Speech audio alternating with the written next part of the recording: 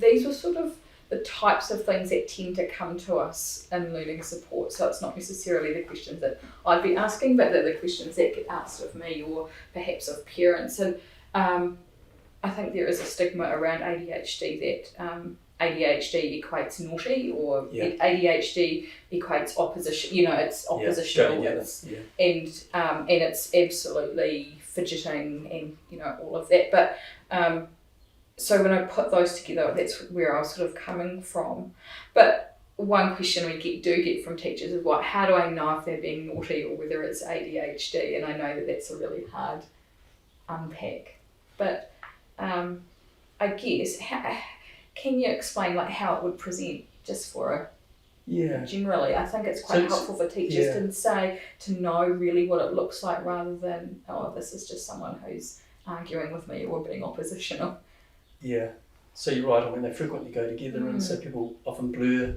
Yeah. And so it can be difficult, and it can be difficult for us sometimes to tease those things out. But I think any kid with behavioural difficulties, and we would tend to think of them as three potentially separate groups: the oppositional, defiant, kind of argumentative, stubborn, irritable, angry easily kind of group, or conduct disorder, which is sort of breaking rules and being a truant and running away from home and stealing and committing arson and other things. But anybody with those two things, I think we should look quite carefully about whether there's an ADHD component. And it's really just thinking about the core symptoms. So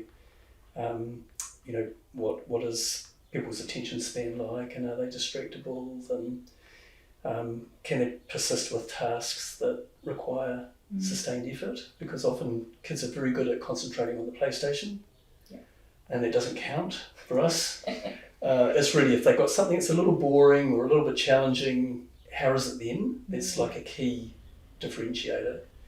And it's just whether they've got those other associated features. So, being very forgetful, or losing things a lot, or having real problems with organisation, being very daydreamy, some of those quieter, less obvious things. People forget about that group of symptoms. They're thinking attention span, but not remembering the other bits. And if they've got, you need, for diagnosis, you need 6 out of 9 of those symptoms plus impairment. If they have 6 out of 9, and there are those scales that we use, the SNAP ADHD rating scales, and if people are uncertain, they could just fill out one of those scales and see, look, how does it stack up? Is it something that's worth looking at or not?